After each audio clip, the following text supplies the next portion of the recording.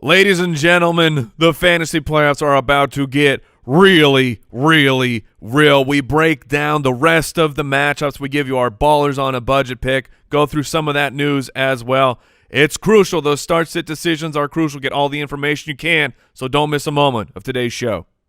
Zorro.com is where you'll find everything you need for businesses of any size in almost any industry. They have tools, equipment, and supplies for everything you need. Whether you need stuff for industries like electrical, plumbing, manufacturing, or more, Zorro's got it from the brands you know and trust. And Zorro.com offers amazing customer service from, get this, real people. Based in the United States, visit Zoro.com/footballers to sign up for Z-Mail and get 15% off your first order.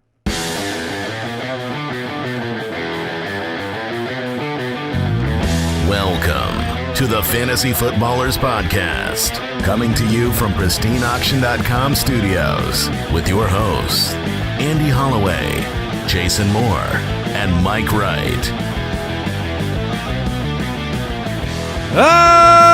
Welcome in. It's garbage time. Hey! You're sitting on that one. Welcome to the show. We've got a good one for you. We had some football last night. Oh, boy, did we. And some fallout today. The Bears took care of Bearsness. Oh. Yeah, that's pretty rough. I liked it. Okay. Well, barely. All right. Not true, though, right? The final score was not indicative of the punch in the mouth the Cowboys took last night. From Mitch Trubisky, Yeah. my favorite quarterback. Yeah. You want some fun Mitch Trubisky trivia? Over the last 4 games, Mitch Trubisky is 3-1 and has a better QBR than everybody but Lamar Jackson in football. So it's funny because you could have gone to bat for Trubisky saying they've won 3 of 4, but 3 of those 4 were Detroit, and New York. Mm-hmm. But then you're like, well, what else is he supposed to do against bad teams? Then beat them? Yep, I get it. Which is something the Cowboys had been able to do previously. But here we are, Thursday Night Football in the books. Jason had a very public reaction to the end of the game where, Dak had a very bad game. The Bears defense showed up. Cooper was my main problem because Cooper had a terrible game. You're in the fourth quarter. I think he was 2 for 22, completely shut out, the game out of reach. I mean, I bodied him in my rankings. I was so happy. And then all of a sudden, the Bears are like, okay, you guys You were so wrong. I was so wrong. Yeah. Because now it's like the Bears are just letting them kill the clock by throwing easy, completions with this prevent defense. Why do defenses go prevent? But anyways, Well, the reason they do it is because it worked fine last night and they won the game. Yeah. That's why they do it. And it wastes the clock, and they don't want to give up one big play, and then all of a sudden it's, a close game with 7 minutes left. Yeah, so I did. I tweeted out that garbage time pisses me off because it does. I don't like it. Oh, the garbage man can. And Dak, one of the reasons why, and when I was talking about Mitchell Trubisky last night on Twitter, people were furious with Dak. Everybody had Dak in their lineup, and he did not give you a week-winning week, but through garbage time, he gave you a good enough game, 300-plus yards and a touchdown on a night when he was being destroyed. He had 5 fantasy points in the fourth quarter with 7 minutes left, and he turns into a 17-point night. And he's done this before. He did it against the Packers with 13 points in the fourth quarter. He did it against the Jets when they got absolutely blown out. And he did it again last night, giving you a shot in Week 14 instead of destroying you. And takeaways from this game, Dallas is a first-place team and right now in position to host a playoff game. Oh, my goodness. Wow. They're not very good. No, that division's just worse than they are. Come on, Washington. Get in the playoffs. It is Friday. Foot Clan Friday. All right, congratulations to Yoko the Joko. That is our patron that won a Okie dokie. Oh, yeah! Every Friday we give away a $55 gift card to shopballers.com to one of our jointhefoot.com supporters, Yoko the Joko, the winner today. Congratulations, Yoko. And if I might, before we get into the rest of the episode, we have a ton of matchups to get into. Ballers on a budget on the show today. Your playoffs are on the line, and we're going to do our best to get you through this week. Before we get there, I want to dote on my two co-hosts for a minute. All right? Number one, with a couple weeks. I don't know what it means, so I take it as an insult. Oh, you would. It's a compliment, though. It means I'm going to say something. I retract my comment. It means I'm going to say something nice about you. I'm going to start with Jason, though, because fresh off of his, kind of garbage time tilt and talking about the rankings, I just wanted to give him a shout out because with 2 weeks left in the regular season, he's currently the number 6 overall ranker by accuracy for this year. He's crushing. So he's doing very well, and you need to remember that in the wake of Amari Cooper catching that ball to Amari Cooper, that last ball to him. That was so good. Beautiful. I mean, Cooper just it was like something you could have done 2 quarters ago. He wasn't looking when the ball was thrown, and then it dropped out of the sky. So, anyways, congrats on a strong year. A Sandlot moment where just hold your glove up. Yeah, I'll take care of the rest. We're shooting for multiple top 10s again, back-to-back years. We like to entertain you, but, winning helps too. So we want to help you win. So congrats to Jay on a strong year so far. You better finish strong. I will. And then I wanted to give a shout-out to Mike because our show was nominated for some FSGA awards. Yes. Which is the Fantasy Sports and Gaming Association, including one that a couple that you guys will have very direct control over. Foot Clan. And what we're going to do is we're going to do a giveaway, as we always do, at footclangiveaway.com. You'll get a chance to win a signed Nick Chubb jersey. And the way that you can help us, the way that you get an entry, you can go vote for us. And there's a couple categories. One of them, Mike was nominated as the Analyst of the Year.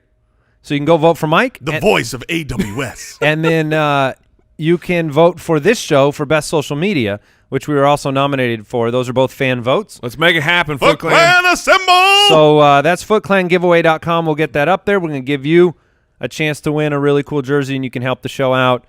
And, we say Mike's head can't get any bigger, but scientifically speaking, that's true. But figuratively, it's growing every day. Figuratively, maybe not. You guys got anything else to add before we talk news? FootClanGiveaway.com. Yeah. News and notes from around the league, presented by Sleeper. I wish they had like a producer of the year. Oh man! Because then the judge and Al Borland, you guys could. You're so competitive as it is. You could battle it out. Brooks would just win it and hand it to Al Borland. And Al Borland would accept it. Oh, exactly. Because there's one of you that is very competitive, and the other one would be like, Oh, this is nice. Thank you. How very proud would you kind. be? Would that be a badge of honor that you would hold on to, Brooks? Yes, I Okay, would. In that all right. case, I would. See, that means he takes his work seriously, gentlemen. He sure does. Just not his foosball, okay? News and notes. Priorities. Yeah, Zimmer says he's going to play. Who am I talking about? Dalvin Cook. Zimmer's gonna play this week, guys. He's putting himself in. That was very Yoda. Yeah, these were written a little different. I guess this is technically in and out for us. But Zimmer's says that Dalvin Cook's going to play, going to be close to 100%. Do you believe it? Yes. And is there any? Would you still play Cook and Madison together? There is no way I'm not playing Cook if he's out there in the world. Madison, I'm cooling on him a little bit. I still think that he is an option in an emergency because there are so many ways Dalvin Cook could either just be benched because they're up or get re-injured, or it could be a split. But I think I'm not going to start him over a guy like a Rashad Penny or a Jamal Williams at this point. Madison would be behind those caliber of fantasy options. Yeah, when you're talking about Marlon Mack, is he going to play this week? He is fully participating after being limited on Wednesday. I think he's going to play, and I know that Jason's scared to play him. The matchup is bad, but I'm willing to play Marlon Mack. Yeah, he should play. As soon as you are cleared for full contact, then full contact means playing in a game. It wasn't his legs. Right. He broke his hand, and so I just worry the combination of first week back with the Tampa Bay matchup. I'm certainly not saying you can't start Marlon Marlon Mack. Mack or Alexander Madison in your flex? Marlon Mack. Okay, I agree with you. Lev Bell, in or out? Missed practice with an illness. Gay says he's unsure if he's going to be able to play Sunday against the Dolphins. This is a great matchup. If anything, you've suffered through Lev Bell being mediocre, and this was supposed to be your shot. No, Le'Veon Bell says great matchups do not matter to me. I put up terrible numbers regardless of who I play. Yeah, or just more so like number 10 on the week numbers, even in good matchups. Yeah, he's not. Because he went 10, 10, 11 in 3 consecutive weeks. He was in good 11 last matchups. week? No, not last week. Yeah, and who did he play last week? A great matchup. That's all Darnold's had, but it was Cincinnati. But Yeah, so a very good matchup. And Le'Veon Bell, he is low-end RB1 if he plays. don't mistake just my being- words. Just for, being jocular. Don't mistake my words for giving Lev Bell credit. But if Okay? you I don't want you to hear what I'm not saying. if you have Lev Bell, you're going out and picking up Bilal Powell Just in case. to be prepared for Lev Bell to not be active. That would Here's we the agree that it would be situation. Bilal Powell? 100%, and he played a lot last week. And if they're playing the Dolphins, Yeah. if Bilal Powell has the job, Yep. he's going to gonna be great. jettison himself up the board where you're looking at him over, in my opinion, over guys like Darius Geis on the road Yep. splitting time in Green Bay or any of these like handcuffy options. I completely agree. He would actually be a good option. I think he gets to the tier where you go, okay, Benny Snell or Bilal Powell. Both Right. good matchups, both thrust into starting position. I One think of them Powell catches is passes, though. more talented. So I think I would lean Powell there. All right. You can hear more updates, injury updates, jointhefoot.com. We put the game day alerts out every single week, and Mike will be live on all social media channels. Mike in his growing Giant forehead. noggin. It's all right. 1 hour before Sunday kick. I know there's Were a you problem. giving me permission to say, it's all right, say what you mean? We all have eyes. You can't hide this thing. No. You can find Mike in a crowd real easy. Look, what All right. forehead? The beanie takes care of it. News and Notes is always brought to you by the Sleeper app. You guys ready to get back into these games? Let's do it. Fantasy Forecast. As a reminder, if you didn't listen to the show yesterday, we're not going to talk about these matchups again. That's the Redskins, Packers, Lions, Vikings, Panthers, Falcons, 49ers, Saints, Bengals, Browns, Colts, and Buccaneers all on yesterday's show.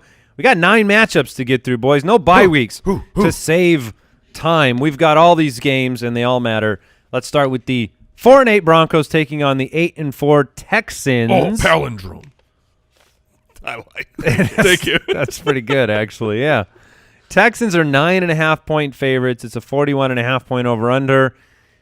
It's pretty much the third game this week where you kind of have, one team with about a 14 to 15-point implied point total. The Broncos not expected to score a lot in Houston. Texans at 25.5 points. Drew Lock. Can we lean on Drew Lock to supply Cortland Sutton with what he needs? Oh, Sutton? Yeah. I think that Sutton gets... Isn't that really the only question you have then? I thought you were going to say, can we play him? Because it is technically a plus matchup against the Houston defense. No. 26 against fantasy quarterbacks. And I was going to say, no, thank you. Even though that Drew Lock, he looked okay. He looked better than Brandon Allen for the Denver Broncos offense, in my opinion. But he only had 134 yards on 28 attempts. He had 2 touchdowns because Cortland Sutton is a monster of a man. But no, I'm not playing him. But, yes, Cortland Sutton in this matchup should get enough done. I worry that Cortland Sutton is going to hurt people in the playoffs just because In this matchup, or you're saying in general? It's just he's not going to be great every single week solely because he's got a second-round rookie quarterback. You just talked about the yardage, right? There wasn't enough. He just happened to get 2 touchdowns, and I don't think Drew Lock is going to be able to sustain Cortland Sutton week in, week out as a great player. But how do you bench him? You don't. Can't. You don't. That's I why think I'm you have saying- to play him. And I agree. I mean, I would play him if he's in my roster, but just statistically speaking, he's going to hurt you one of these weeks. It is possible, but against the Chargers, an extremely difficult matchup for quarterbacks and for wide receivers. Cortland Sutton was 4 for 74 with 2 touchdowns. If Drew Lock is throwing 180 yards, but Cortland Sutton is getting 75 of them, I don't care. I'm still playing Sutton. There is a slight immunity to opposing defenses when you're 6'4", 216. There's something that happens, where you're going to just demand the target and, have the opportunity like Brandon Marshall used to do to still put up numbers in these matchups that maybe don't look as great on paper, even with a bad quarterback. Drew Lock's not a play, but Sutton is kind of like Devontae Parker light at this point, where he's shown you enough to me to where you just start him, and that's it. He's our wide receiver 19 by consensus ranks this week, so he's not a top 10 option, but he's playable. Yeah, they don't have to be great targets for Sutton to catch it. No, and we've seen kind of size rule with the Matthew Stafford, Jeff Driscoll, David Blau situation. Galladay's put up more good games than bad with the backups just because he's Kenny Galladay. So, Phillip Lindsay, my start of the week. Mike said it, we locked it in. Yeah. Texans are 26th against opposing running backs. Royce Freeman is limited. This could be pretty much entirely Phillip Lindsay in the backfield. Let's hope that's enough. I think it will be. Deshaun Watson, the very impressive win last week. He's in your lineup. So is DeAndre Hopkins. So decisions to be made for fantasy owners around Carlos Hyde and Will Fuller. Fuller, last week, very impressive. Showed you what you thought you'd see more than twice this year. But can you lean on it? No, I don't think you can lean on Will Fuller. You're playing with a low odds dice roll. You're sitting here saying, okay, I'm going to roll a single die, and if I get a 2, I'm happy. Dude, his latest game logs, and I know that injury is a factor because 3 weeks ago when he was 1 for 6, he played on 5% of the snaps. He got hurt. But it's just a perfect snapshot of saying, okay, 1 for 6. The next game, 7 for 140. And then he followed that up with 1 for 8. I won't be surprised if Denver covers this spread. I mean, it's a pretty big 9.5 points. Denver's defense is solid. I mean, against fantasy quarterbacks, they're 5th in the league. Wide receivers, they're 6th. Speaking to Jason's point of casting that die, I don't know if I want to throw it out there hoping for a 2 against the 6th-ranked pass defense and a secondary option for Deshaun Watson. He's always good. He's always capable of giving you the monster play, but it's kind of like rolling out Robbie Anderson in a tough matchup. Yeah. You're like, well, don't really want to do it. You don't really want to do it. And then same with Kenny Stills. Darren Fells always can catch a 1-yard touchdown and end with 2 for 14 and a touchdown. That's always a possibility. What do you do with Carlos Hyde and Duke Johnson? That's the biggest question difficult. to me are these two guys, because when I looked at this Vegas line and I say, okay, you've got a massive home favorite, that's where you play the running back. That's where just statistically, you historically you run the numbers and you say running backs in big wins at home always have good fantasy output. So Carlos Hyde is interesting to me. I would rather play a Carlos Hyde than an Alexander Madison, hoping that something breaks his way. Hyde has been he was obviously very bad last week against New England. It was a Duke Johnson game. That was a very specific game plan for New England is how I view that. Prior to that, you've got like medium to good games 4 weeks in a row. The Denver Broncos are not they're just a middle-of-the-pack defense against running backs. So I think Carlos Hyde is a guy that you can flex and hope that he gets a lot of the clock-killing work. Yeah, the volume should be there. And he has looked okay this year. He hasn't I want to be like, well, he stinks, but the volume should be there, but he's actually looked good. So I'm not sitting here saying he's going to be a great fantasy option, but I do think you could play him over I question, okay, him or Bo Scarborough. Bo in a bad matchup. People are talking about playing Bo. I feel like I would rather have Carlos Hyde at home in a plus matchup. I can agree with that, yeah. Yeah, I think it makes sense. Dolphins 3-9 taking on the Jets at 4-8. The Jets are 6-point favorites against the vaunted Dolphins. It should be an interesting game for fantasy purposes because it's just filled with, I think, opportunity for these quarterbacks, Ryan Fitzpatrick, Sam Darnold. This week, Sam Darnold at home, he's our consensus QB9. Ryan Fitzpatrick right now sitting at 16, but I think that there's some upside there too. We've seen it in recent weeks with Ryan Fitzpatrick. Lev Bell situation, we've talked about it. He could be down with the sickness. Bilal Powell could take over. What do you do with the running backs in Miami? Oh, Patrick Laird. I mean, Kalen Ballage is now on IR, and Patrick Laird last week did have a touchdown. No, thank you. Not really good on the No. the Jets' thank defense you. has been pretty stout against the run. Yes. Yeah, I mean, we've played the game the entire year of the starting Dolphin running back is going to get work, and it doesn't just stop. Yes, someone will touch the ball enough, but I don't even know if you're happy. Like, you know how every player out there in fantasy, if they get a touchdown, you're happy. Like, you had a That's good week. true. I don't know that that's true here because you've seen it a couple times with Kalen Ballage and even with Laird this last week where it's like, I don't think you hit double-digit points even with a touchdown. Yeah, I think Laird helps Fitzpatrick because you can only get better in the passing game at running back. 4 for Kalen 43. Ballage. Yeah, 5 targets.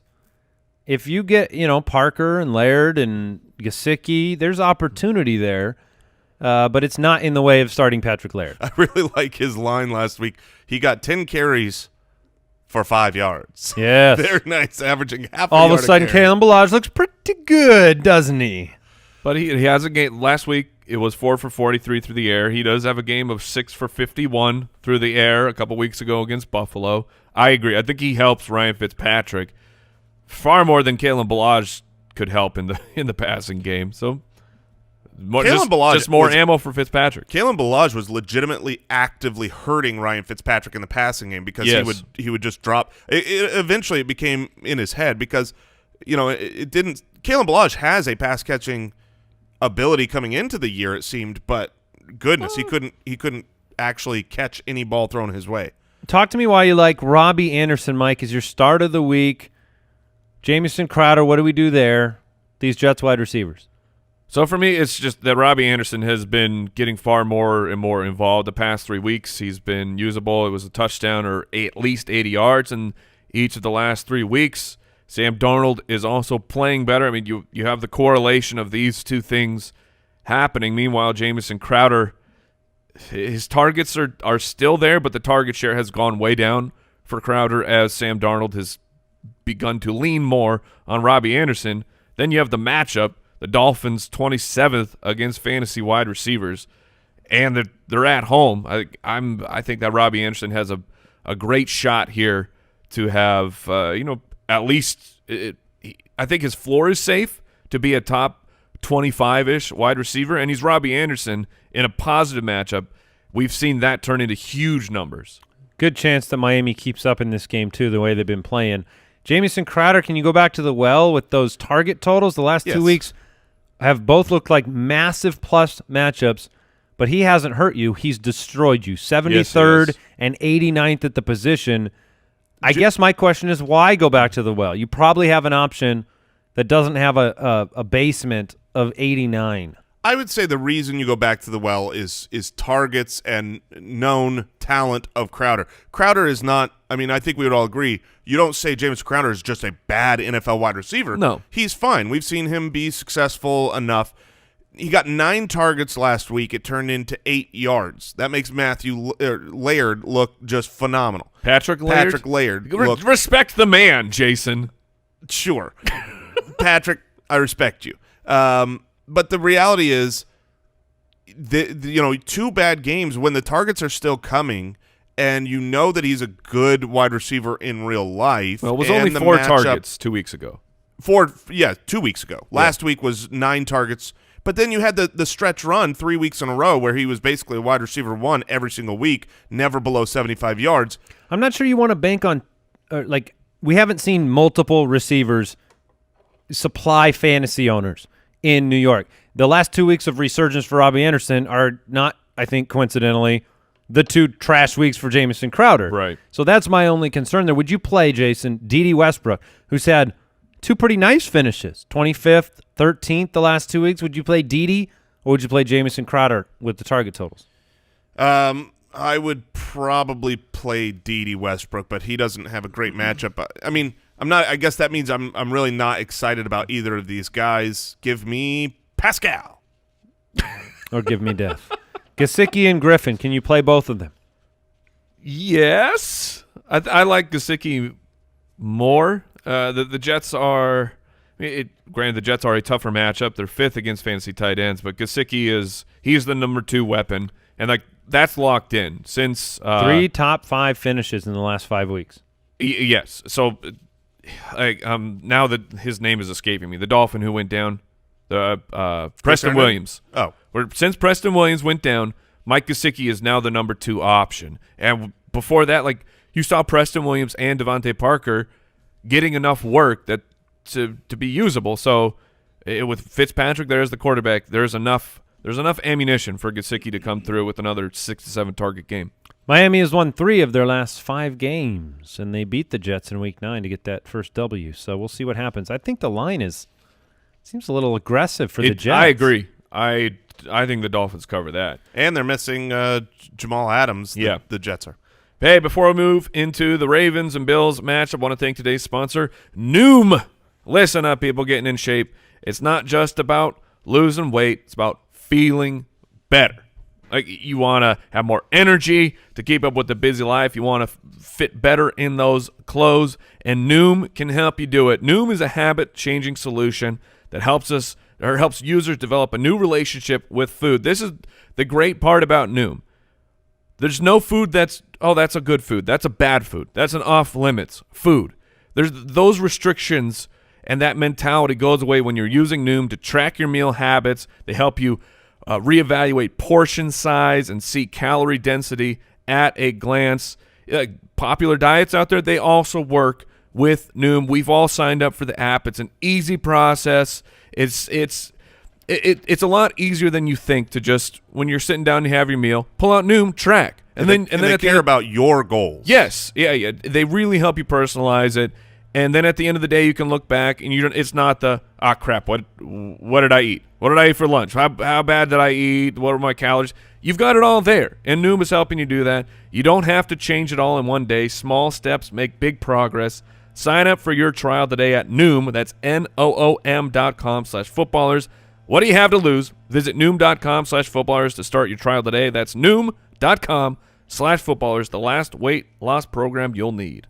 And Foot Clan, look, if you've ever hosted a holiday get-together, you know a thing or two about the chaos. The Moors are hosting the Footballers Christmas party Prepare this for year, chaos. and we are already experiencing the chaos, but thankfully there's Handy, an easy and convenient way to book home cleanings on my schedule. I get to determine when people show up, and when Brooks comes over to our house on that day, he's going to say, how's your house look so good?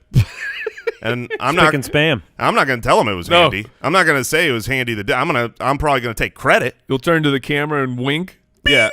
Look, in just 60 seconds, Handy will match you to a top-rated pro in your area. Their pros are background checked, and you can compare profiles, read customer reviews. You can learn more about that background checks at handy.com/trust and safety with dashes in between the words. Look, get your home clean anytime from 7 a.m. to 11 p.m., 7 days a week, subject to availability. Yeah, I mean, my wife and I just did this recently. It was a home run. It was easy. Super simple. We were super happy. Yeah, you can pay securely right in the app, even the tip. If you're not satisfied with the service, they'll book another pro to make it right at no extra charge. Get your first 3-hour cleaning for only $29 when you sign up for a cleaning plan. Go to handy.com/footballers and enter the promo code footballers. That's a 3-hour of home cleaning for $29 with a cleaning plan at handy.com/footballers, promo code footballers. Terms and conditions apply. Visit Handy's website for more information. Handy, the most reliable name in house cleaning. All right, the Ravens at 10-2 take on the Bills at 9-3. Well, the Ravens are 5.5-point favorites in Buffalo. Ravens are on fire right now. Yes. We don't have questions about Lamar Jackson. He's in your lineup each and every week. You're also in the playoffs. Congratulations. He's averaging 74 rushing yards per game. Yeah. That's ridiculous. It's basically all of the projections that you could have extended from last year, and they all came true. Yeah, I know what I mean? I remember all of us trying to project Lamar Jackson, and you go back. what was he doing? How was he pacing with the rushing yards? And you're like, I can't give him this many rushing yards. No, there's just no way. Oh yeah, no, he's doing it. He's breaking football. He's breaking fantasy. But the real question mark for many a fantasy owner is what to do with Josh Allen, who has done a lot to get you to the fantasy playoffs. And are we going to get an impressive week from him? He's averaging 35 rushing yards a game. He's been a top 15 quarterback in 8 straight weeks, and that's been with some difficult matchups where people have doubted him. Basically, Josh Allen, the way that this game can play out to where you're happy is what he's done many, many times this year, which is he only throws one passing touchdown. Right. But he ends up sneaking one in. He ends up with yards on the ground. He's not making a ton of mistakes, and you end up with a 25-point game from Josh Allen. Now, the Ravens, they've only given up one top 12 performance all year. Yeah, that's rough. And that's against Patrick Mahomes in Week 3. So push coming to shove here, I like the fact Josh Allen is at home in this game. I like the fact that the Bills have a defense that's pretty stout, and I think this is going to be a competitive matchup. But I still wonder if I'm going to get the upside from Josh Allen that I could get from another streaming option at the position. Yeah, he's really close. You know, I talk about Matt Ryan being someone I'm playing over the streamers. Josh Allen is a real big question mark. I do think he gets it done. I don't think he goes there and has a dud, but you're right talking about the upside. He's not going to go out there and have a 4-touchdown game, the way that a Fitzpatrick could. So I think this is a matter of your lineup and your matchup. If you are the 6 seed going against the 1 seed and that guy's just got an awesome lineup and you need to explode this week to get a win, that's where I'm going with one of the high volatility upside Ryan Fitzpatrick types over Josh Allen. If you've got a strong roster and you are favored to win, then I'm sticking with Josh Allen because I do think his floor is safe with his rushing ability. And I think this matchup is going to be a really fun, closer than expected matchup. And by closer than expected, I don't know the Ravens, I don't remember the last time they haven't blown someone out. Like, that's how it feels. It's just every game is just they're so last great. week. Well, okay, the Niners played them very, very well. Last but I think second their field goal. average margin of victory is just it's outlandishly high, even including the Niners' closer game. Mike, with Devin Singletary, Jason's start of the week sitting here at home. Ravens have a great defense through and through all the positions, but giving up 18.3 fantasy points per game to the running back. Singletary's been great. When you look at his game logs, though, you can't really bank on him getting into the end zone, at least in the rushing game. You're going to need production in the passing game, I think, to give you a nice baseline here. Do you like him for a strong matchup the way Jason does? I like him.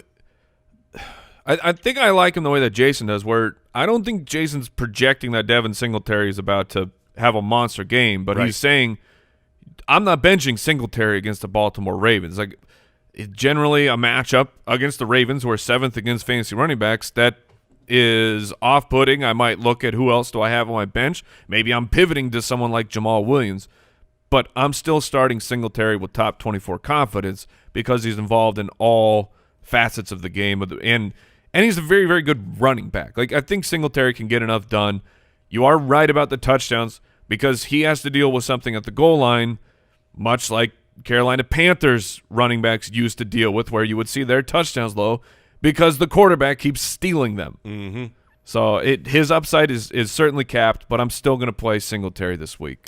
Right now we have Singletary as the RB21 on the week, Mark Ingram as the RB15. I want to talk about John Brown for a second. His target counts have plummeted in the last 2 weeks. In Week 10, he had 11. In Week 11, he had 14. The last 2 weeks, just 4 targets in each of those games. The target share has gone significantly down for John Brown, and this is not a favorable matchup. Do you like John Brown, or would you go with options like Tyler Boyd and Kenny Golladay? I would go with Tyler Boyd over John Brown. It's you can see what's happening. When John Brown has a tougher DB matchup, and it's not necessarily that John Brown is getting shut down. It's Josh Allen has pulled back from some of his ways as a rookie where he just decides that he's going to throw the ball anyways, even though every alarm in his head is saying he shouldn't throw this ball, which that's a credit. Josh Allen is one of the most improved players at the quarterback position this year. And this is another tough matchup for John Brown against this Ravens secondary. And it's not that I'm going to force Cole Beasley into my lineup by any means, but you see games where John Brown has tough coverage, like it was against Denver. You have Chris Harris. Dallas, their secondary is pretty strong despite what Allen Robinson just did to them. And then Cole Beasley feasts because he's the underneath guy who's running free and running open. Yeah, and they won the last two games utilizing Cole Beasley underneath and not going John Brown's way. So yeah, I would rather pivot away from John Brown in this matchup. Josh Allen's completion percentage, thank you, Cole Beasley, has improved from 52.8% to 61.5% year over year. Closer, warmer. Yeah. It's a pretty big jump for a player is. that has so many other intangibles to his game. Pretty worried about Hollywood Brown. I don't think you can take a shot on him this week between Tre'Davious White and the always injured Hollywood Brown. He was added to the report again this week on Thursday, with an ankle injury. That's rough. He man. is the new Deshaun Jackson in the sense that he is really. He's like, I want to be exactly like DJ. In every way. When he's on the field, he's pretty darn good, and nobody can keep up with him speed-wise. So it's one of those where if you want to take a shot on a guy, I mean, this matchup looks bad if he's out there, but he might not even be out there. I mean, he was added to the practice report. I'm late. out, man. This is why I'm not fast. I don't want to get hurt. Right. I always say that I know that I will not tear an ACL. Yeah. Because I cannot Impossible. move strong enough to tear it. All right, Mark Andrews, you got to play him. He's been your Yep. tight end all year long. And let's move on. Chargers 4-8. Jags 4-8. Here we are. Chargers 3-point favorites in Jacksonville. It's a 43-point over/under. It's a matchup between one of the most beloved quarterbacks Yeah. in the NFL against one of the absolute most despised quarterbacks in the NFL. Would we all agree with that? I think you would agree the most. Gardner Minshew Beloved. versus Phillip Rivers. Despised by Jason. And I guess probably more than just Jason. Second most interceptions in the NFL. The team has been a disappointment. I think we came into the season saying, hey, the Chargers could be I think before the Melvin Gordon holdout happened, you looked at their roster. Yep. You looked at what Mike Williams did last year, what that defense represented, the return of Hunter Henry. Phillip Rivers had been playing very well, and you said Super Bowl contending team. Absolutely. And here you are at 4-8, so things change quick. Jacksonville thought they had a quarterback in Nick Foles, and now they're back to Gardner. I think defense is like Phillip Rivers, Jay. Because he's very kind to them. Yeah, he gives is. them the ball a lot this season. That is absolutely true. So are you saying you could play the Jaguars DST this week? They are Yes. at home against a very giving quarterback. Yes. No, It's tis the season. I just try to avoid this game for a lot of reasons. I mean, maybe you can. I mean, Jacksonville's D's just been so shaky in certain games. I think you can try. Yeah, Melvin Gordon and Fournette are both going to be in your lineup, No, right? Melvin Gordon should have an excellent game. He has been trending in the right direction. Now Miles Jack is out. That's another reason I wouldn't for the touch Jaguars. the Jacksonville yeah, defense. I get that.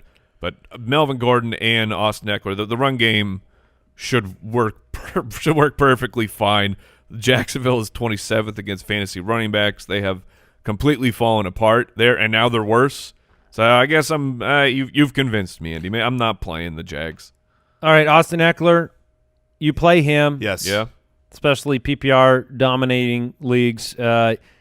Keenan Allen, he's scored in 2 straight games. Hooray! Yeah, I'm back in on Keenan. I never really left Keenan Allen. It's more Keenan Allen's back in. He left you Keenan for a left, little bit. Yeah. No, Keenan is a weekly start. We talked about this when he was in his bad stretch, that he goes through stretches. You go back the last several years, he's like 3 bad games in a row, 4 or 5 great games in a row, then 3 bad games, then 6 great games. It's just weird, but it's happened for so long now, and he's in the middle of a hot streak. Yeah. One of the things that's been asked a lot is, hey, with the return of Gardner Minshew versus Nick Foles, do you still have confidence in DJ Chark? Well, in the context of that question directly, I do. In the context of this matchup, I don't have as much confidence in DJ Chark as maybe you two do. Casey Hayward, he's going to face Casey in this game. One of the best corners in football. I think he can get you 60 yards. I just don't know if he's going to score. I don't think there's a ceiling this week for DJ Chark. That's my concern. Do you guys completely disagree? I don't disagree at all. I actually don't like DJ Chark this week. Not saying you should bench him outright, but if you have other good options, I would be willing to, because if you look, Chark, I guess I kind of disagree in the sense that Chark always has the upside because of his speed and height to go catch deep, long balls and have a great game. But if he doesn't catch the deep, long touchdowns, you're really, really disappointed more often than you thought. He got off to such a hot start. He had 5 touchdowns in the first 5 games, and it just became he's auto. And then he's had a couple big games. But look since week 4. Since week 4, I think he's had 3 games over 55 yards. That's no, thank you. And now in a bad matchup. Yeah, thank you. Robert Woods against Seattle this week, or do you play DJ Chark? Robert Woods. Cortland Sutton, we just talked about him, or DJ Chark. There's a tough decision for you. That is tough. I think they're both very similar to me. I guess I go Sutton. John Brown. Oh, no, I wouldn't go that far. Okay. DJ Chark for sure. Okay. Hunter Henry, auto start. Hopefully he bounces back for you. This is a matchup between two teams that have lost 7 straight games combined. So we'll see. Somebody has to win, right? Well, technically, no. Technically, no. Titans at 7-5, Raiders at 6-6. All right, the Titans are 2.5 point favorites. Is that a Raiders sigh? Yeah, it's a fatigue. It's a Raiders annoying me fatigue. Like, if Derek Carr hasn't hurt me in fantasy because I haven't played him, but he's hurt my heart a little bit because I wanted to believe that this was a different Derek Carr, and it kind of was for the first half of the year. They were winning games. At 6-6, they still have a solid season, but these last 2 weeks have been really hard to watch. Tyrell Williams has had no production because Derek Carr hasn't given him an opportunity. And you're staring at this roster saying, well, you play Derek Waller every week, and you play Josh Jacobs, and you move on, and that's kind of where you're at. How much confidence can you have in Tyrell? I feel like Derek Carr he's the type of guy that when he's cooking, like, he refuses to salt anything. He's just like, these French fries, don't you dare They're good enough? Yeah, don't put salt on those. That's dangerous. I'm trying to figure out what that kind of person is. What are you? Bland, Like safe, a bland person. boring. Okay. Bland, safe, boring. Well, Do you I need to described it continue? pretty well. But Tyrell, I mean, he is basically a shot. That's what he's at right now. He started the year on fire, but it was touchdown dependency. Now he's got, fewer than 7 targets every game from weeks 8 through 13. To me, he's just a shot. Yeah. And it's a shot I'm not going to take right now. Yeah, I'm going to focus. I mean, look, he very well might have a similar, maybe even a better game than Darren Waller, but when you're talking about the tight end position, all of a sudden Darren Waller's 66 yards becomes a great game. So Darren Waller's a great play this week. The Titans are surprisingly bad against the tight end position outside of Darren Waller and Josh Jacobs, but as a receiving option. Well, Josh Jacobs is even questionable. He's missing a lot of practice with the injury. Now the injury got upgraded, so to speak, over the news that he's playing with some kind of break in his shoulder. Like, Josh Jacobs is not a lock to play this weekend. That's worth noting. So if he does not play, would you be willing to start Jalen Richard? I would be willing to start DeAndre Washington and Jalen Richard. Yes, Both of them? Yeah, like, I'm not gonna play both at the same time. But, like, so our listener league, I have Josh Jacobs and I've got DeAndre Washington sitting on my bench, the handcuff just in case. And the options, of course, in the waiver wire are trash. So yeah, I'm putting Washington in. Yeah, it's kind of stay away from both for me if Jacobs is out, because the Chargers defense is strong. and they're going to split time in that backfield. So The Titans. I'm sorry, the Titans Yeah. defense. So I just I'd rather play Powell by himself than one of those two guys. Sure, I Yeah. can agree with that. Henry, he's an auto start. Yes, he's good. Deep cutting analysis. Stunning. AJ Brown, any Yeah. thought there? Yeah, I mean, look, we talked about Tannehill being a decent streaming option, and if that's true, it's going to probably come alongside A.J. Brown. A.J. Brown has had several really big games. I mean, they don't come the way that fantasy owners want. It's not high target volume. It's not, the clear go-to guy where you just week in, week out, you've got a safe floor with the high upside. There is no safe floor with a guy who's, you have a good game when he gets 4 receptions because he's got a ton of yards and a touchdown or 2. I think this is the type of matchup, though, where A.J. Brown could have a really strong game. So he is the lower-end dart throw when you need a big upside play. You'd That's play how I see him. AJ Brown over Tyrell. Yeah, I would. Okay. The Chiefs at 8-4 take on the oh, by the way, don't play Jonas Smith. He doesn't get targeted anymore. Those days might have been more Mariota related than we thought. Chiefs 8-4, Patriots 10-2. This game's in New England. It's a pretty exciting ball game to see what happens. I heard this absolutely mind-blowing stat. I don't know if you overheard this, Judge Giamatti, in the office. I was telling the guys this yesterday. When Julian Edelman and Tom Brady play at the exact same time, so they're both active for a home game, they have like a 10-plus year winning streak. They've won like 42 consecutive games together at home. It's ridiculous. But That's what was just- the other stat about Andy Reid coming off a bye? You mean he came off the bye last week? Oh. So never mind. Yeah, never mind. You can still read it. It's real cool. Yeah. Well, I don't little have it stat. here in the notes because it wasn't relevant. But the Chiefs at 8-4, they are a threat to New England here to break that streak because we will have Julian Edelman and Tom Brady together. But Tom Brady, it's been rough. Now, last week he had his best fantasy game, I think, since maybe week 2 or something like that. Yeah, kind of the You wanna same hit- way that hit Dak that had drop a good again? game. Yeah, well, the truth Please. is, yeah, it still counted. Oh, the garbage man can. Yes. It still counted.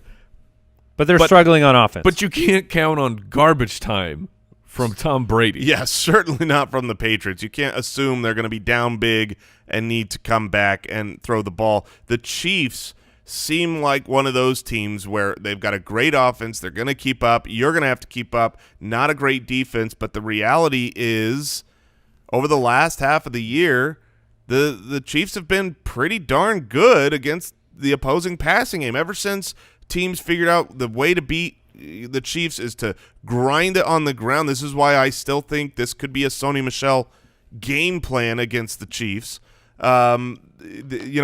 They haven't given up a whole lot of big fantasy performances to quarterbacks, so I'm not loving Tom Brady in this matchup.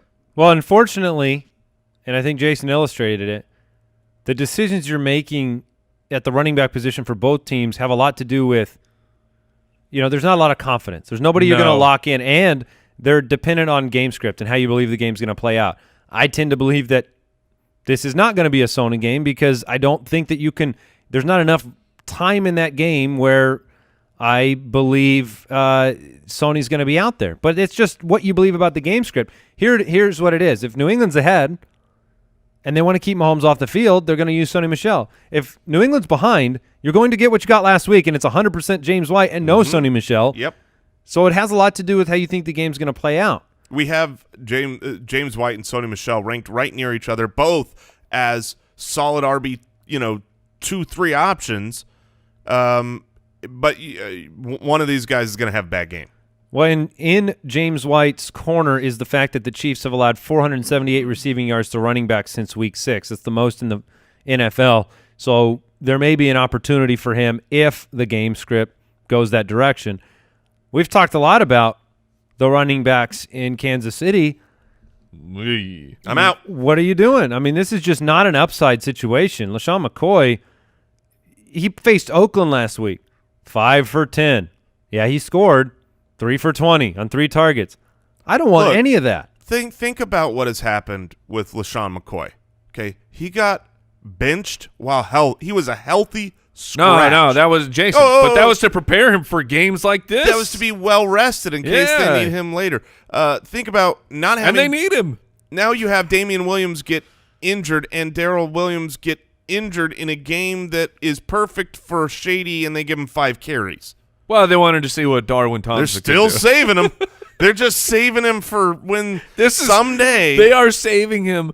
Like this is the Mighty Ducks 2 situation where they have one goalie the entire time, and then when it really comes down to it, that one carry to win the game, it'll go to Shady McCoy.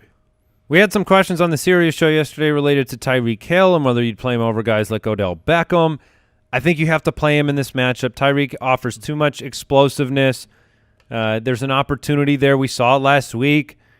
Big plays did happen against New England last week. I'm taking the Chiefs to win. You're taking the Chiefs to win this game on the road. Yeah. Patrick Mahomes has been not the same as last year.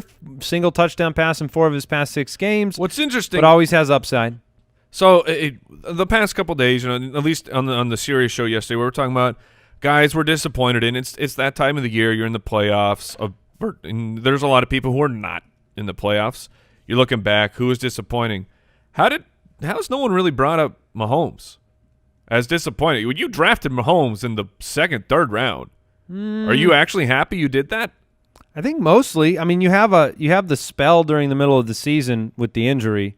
I mean, you throw out the Denver game, right? But so 1, 2, 3, 4, 5 games of 1 or fewer touchdowns from Patrick Mahomes through the air. But fantasy finish-wise, he's only had 1 game outside the top 12. But you don't draft Mahomes to be be a number 10 quarterback on the week. You don't. But, yeah, I don't know. I think I would say he's disappointing, yes. Okay. I would say mild disappointment, but always upside.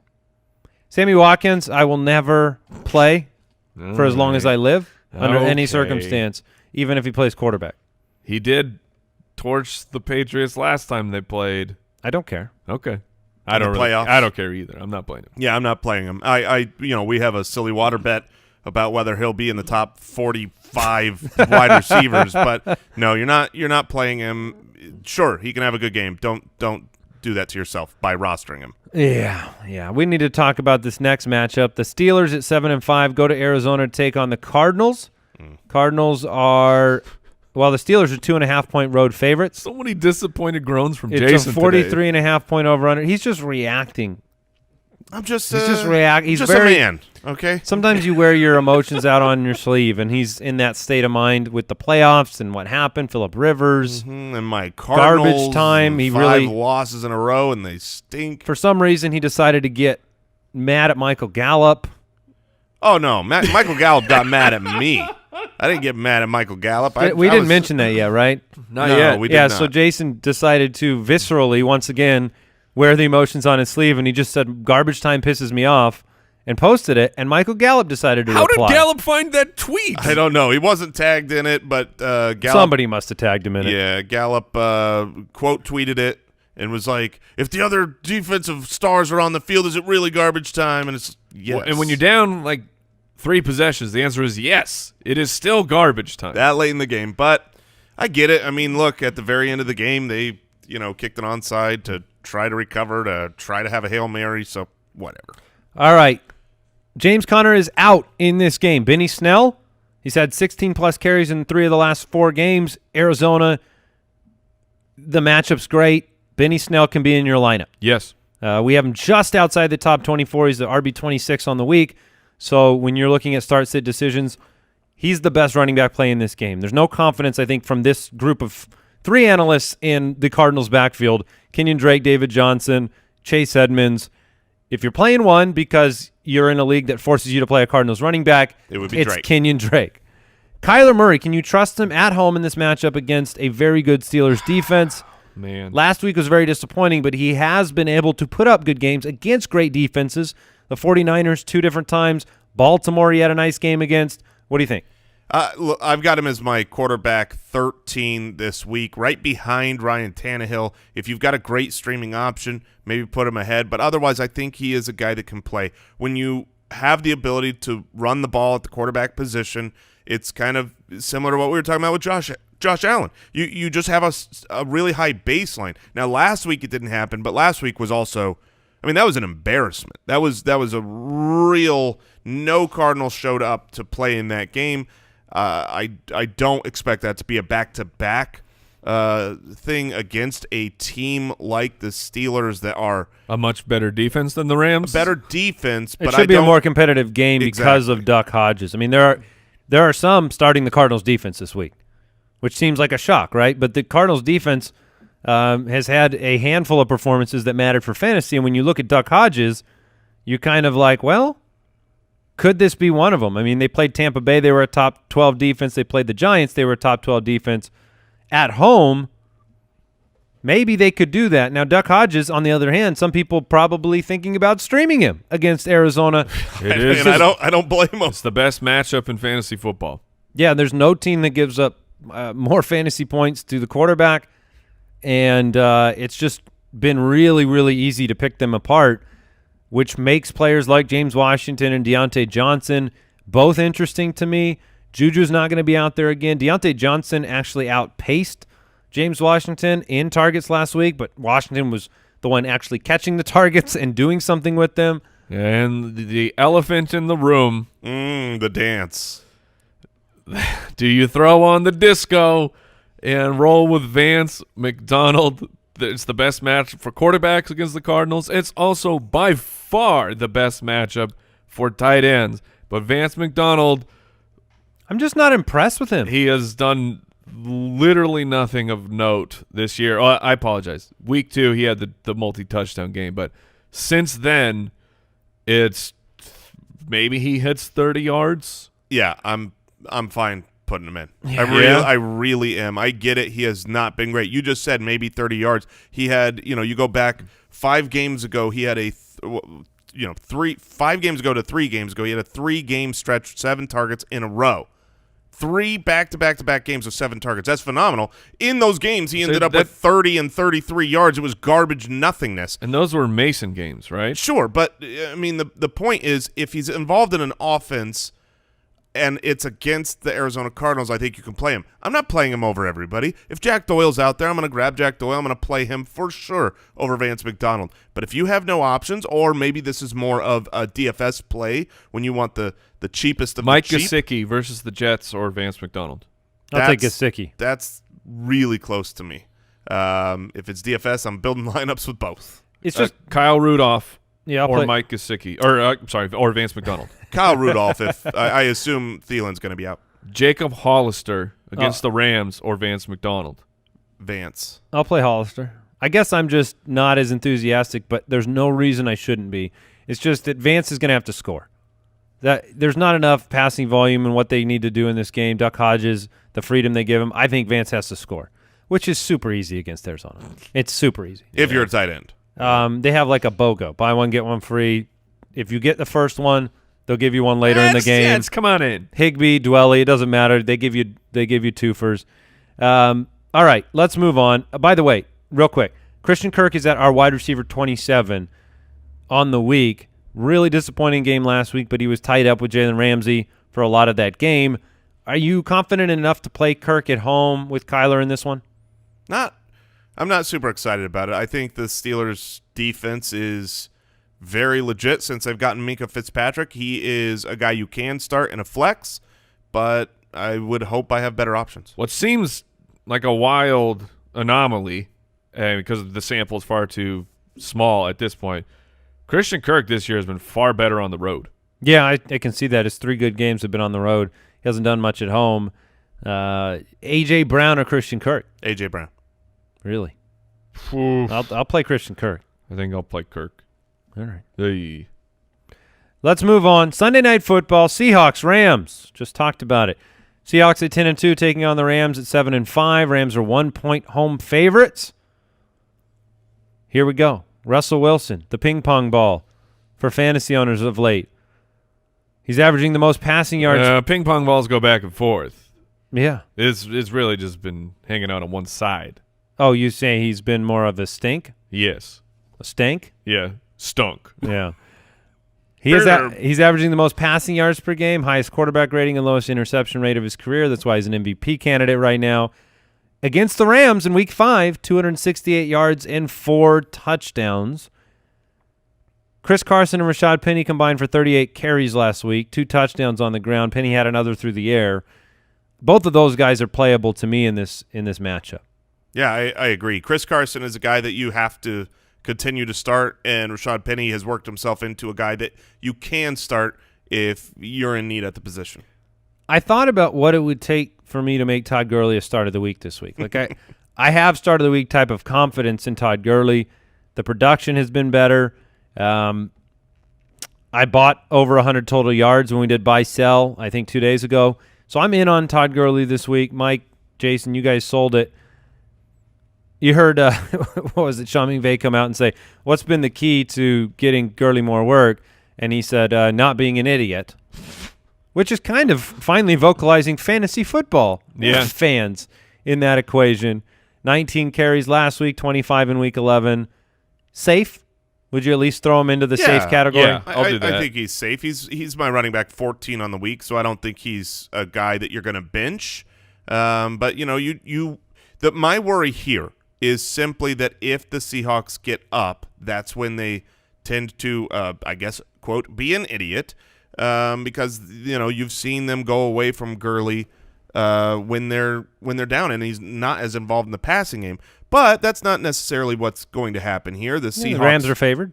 I'm not the Vegas line expert, but I was really surprised. I just think I picked the Rams to win. The Rams, Vegas is saying, are going to score more points than the Seahawks, and that just feels incorrect. That's how a win works. Exactly. It just feels Did you just say that's how a win works? So you take the Seahawks. I like the Rams in this game. Mike? As in who's going to win? It's basically a heads up. Yeah, I took the Seahawks to win. The real wild card decisions for me in this matchup, and which is we're in a bizarro land that we are here.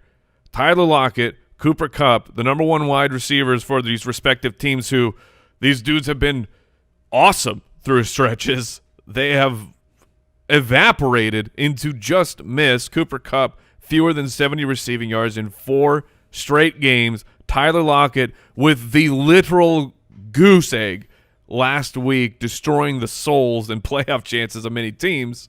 I have far more confidence in Kupp on the basis than Lockett? Okay. Because first, I think the Rams got some things figured out last week.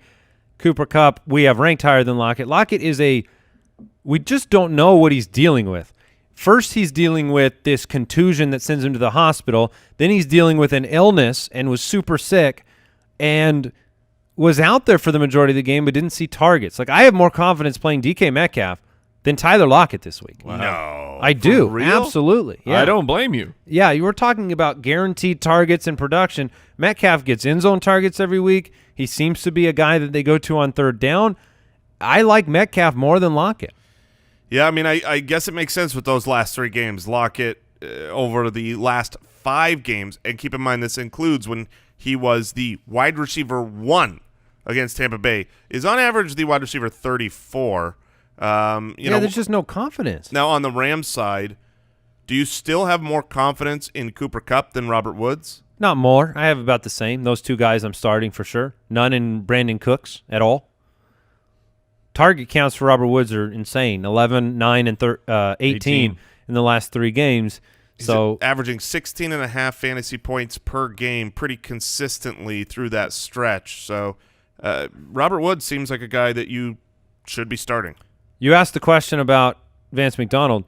If Gerald Everett sits, which he didn't practice on Wednesday or Thursday, I'd play Tyler Higbee over Vance McDonald. I would too. Seattle is atrocious against tight ends, not to the degree of Arizona, but pretty close. And Higbee is coming off a really strong game utilized in this offense. I don't think I'd play him over Hollister. I'd probably play Hollister over him. It not just the performance by Higbee this past week where he destroyed the Cardinals, but this week we've seen a transition where Gerald Everett was the fantasy community. We all wanted Gerald Everett to become something, and it's taken years. But this year he finally was putting up games. He was seeing targets. Tyler Higbee is seeing targets. Like, what I'm saying by that is we've seen a shift that tight ends are actually being used now. There has been an awakening. Sure. They're actually being used in this offense, And if Tyler Higbee's the lone man, then yeah, I would play him with top 10 confidence. Yeah, he was the honorary start of the week. I just didn't know what's going on with Everett. Hollister, you can play? Yep. Any world Yep. where you can play Brandon Cooks? Because No. I don't think so. No. I don't think so either. I mean, Brandon Cooks over John Ross. I'll go there. Oh, you found it. All right, last one. Monday Night Football. Giants 2-10. Eagles 5-7. Eagles with a chance to tie the Cowboys at 6-7 atop the NFC East that the Redskins are going to win. Rebranded NFC least, am I right? Oh, high five, bro. Yeah. I think you might have. There's no way you didn't steal that. No. Oh, that's a Jason That was original? right. That was right off the Oh, dome. it's It just- was pretty easy. Yeah, I'm gonna be honest. I think I didn't dig genius. deep for that one. That was just right. You added there. an L to the front of Which the is what revision. they've all been doing. Oh. Oh, wow, there it is. All right. Eagles are 10-point favorites. I like them to cover.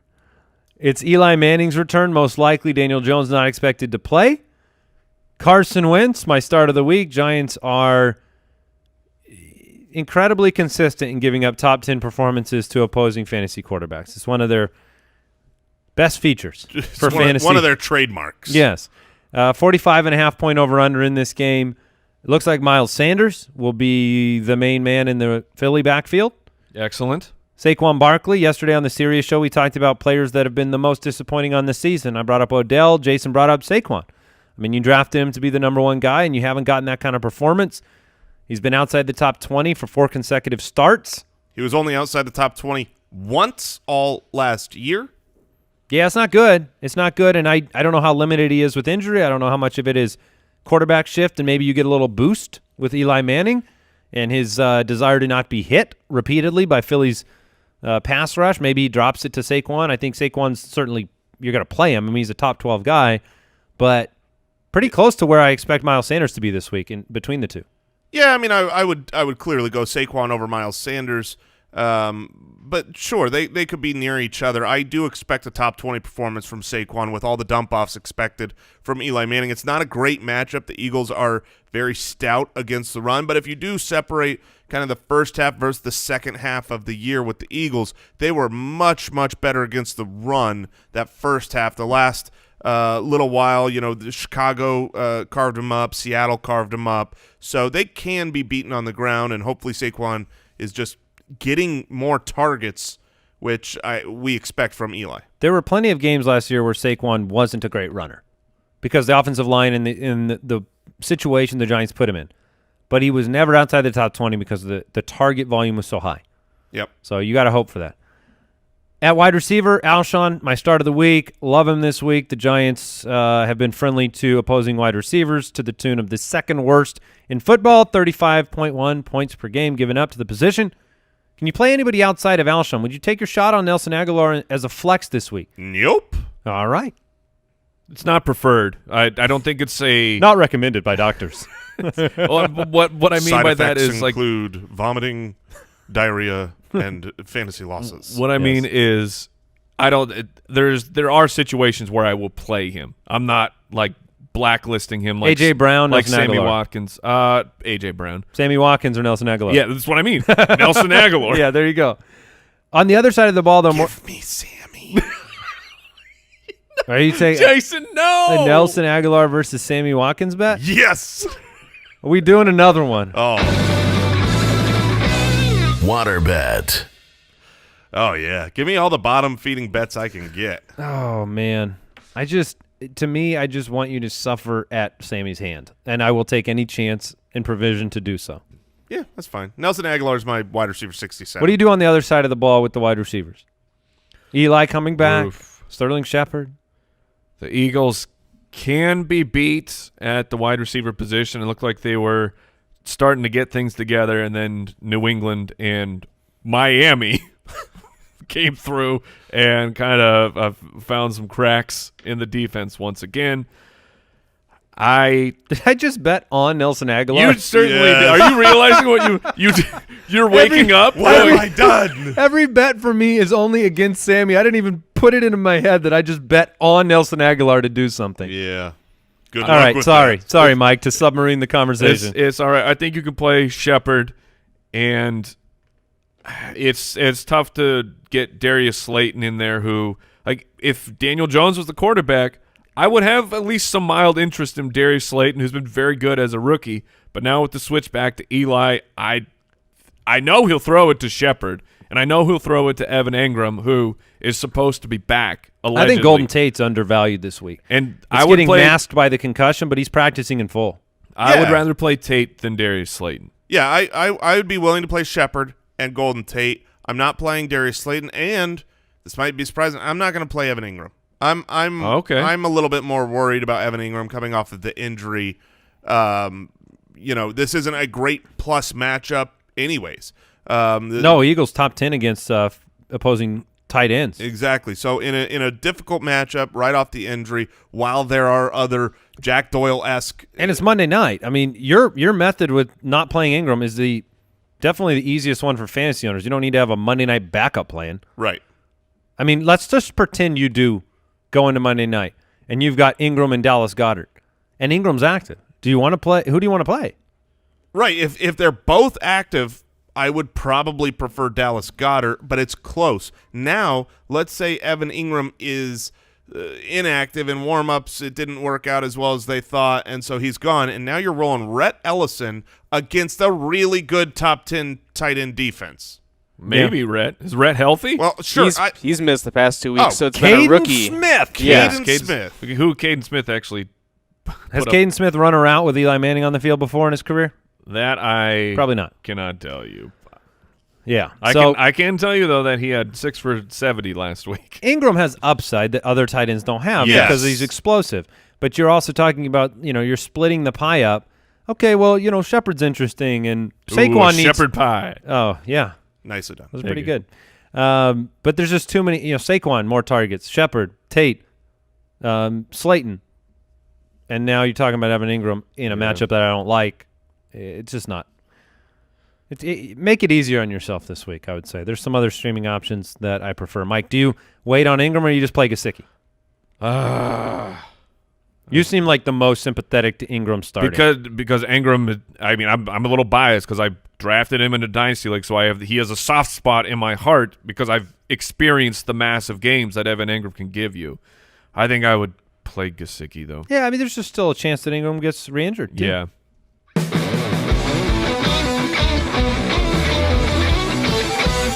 Ballers on a Budget, presented by FanDuel. All right, go to FanDuel.com/ballers. Enter the Fantasy Footballers Leaderboard Series for this week. My Ballers on a Budget pick. It's Emmanuel Sanders at just 5,900 Buckaroos against New Orleans. Emmanuel Sanders runs from the slot so often. I think it's over 40% of the time for San Francisco. He was on the field for 98% of snaps last week. I think he's being undervalued this week. Everybody's eyes on Deebo Samuel. There's no reason this can't be an Emmanuel Sanders week, and he is cheap. So I'm going to take my shot on him against New Orleans. I worry because of the three-way pie split between Kittle, Emmanuel Sanders, and Deebo about this, but at the same time, there's if Lattimore is really going to be more on Deebo, who's been the breakout outside guy, and then you've got Emmanuel Sanders in the slot, it makes sense for look, you expect New Orleans to be able to score and have to have more fantasy going back and forth. He's 200 cheaper than your guy. He is 200 cheaper than my guy, but my guy is boom bust extraordinaire, Zach Pascal at $6,100. If I'm playing in a tournament like this tournament with us at FanDuel.com/ballers, and you're wanting to be in the top 5 or win the week, taking a cheap shot on someone like Zach Pascal against the Tampa Bay Buccaneers, you're talking double-digit targets last week, a touchdown, plenty of yards. You can get that from him in You a would take a super cheap shot, plus. Jason. You would. You would. Absolutely. Cheap shots to win. All right, Mike, your Ballers on a Budget pick. With Greg Olsen dealing with the concussion, I am projecting Greg Olsen to not play, so I will take the free square at the tight end position, Ian Thomas, who, in relief of Greg Olsen, he barely played the game, but he came in immediately for 4 targets. Greg Olsen has been utilized in this offense, and I think Ian Thomas is the primary benefactor at the position. If Greg Olsen doesn't play, he's only 4,000. Like he is the type of guy you need to play to unlock the high-priced options. So I'll take Ian Thomas. I'll take my lumps. I'm not saying he's going to burn the house down with fantasy points, but I'm saying he will repay you on that $4,000 value. All right, don't miss your chance to win an all-expenses-paid trip to Arizona. Come hang out with us, the Fantasy Footballers Leaderboard Series at FanDuel.com/ballers. We want to thank our studio sponsor, Pristine Auction. A Michael Gallup signed jersey yesterday. Well done, Brooks. $65.52. I think somebody picked this up in garbage time in those auctions. Oh, PristineAuction.com. Are they going to have Gallup sign the body bag that he put Jason in? Oh, he tried to put him in there. I don't know if he was right or wrong, but use the code BALLERS at PristineAuction.com. That'll do it for today's show. A reminder, go to FootClanGiveaway.com, giving away that Nick Chubb jersey. Free entry. You can vote for us, help support the show. Good luck this weekend. Goodbye. Thank you for listening to another episode of the Fantasy Footballers Podcast. Join our fantasy football community on jointhefoot.com and follow us on Twitter @TheFFBallers.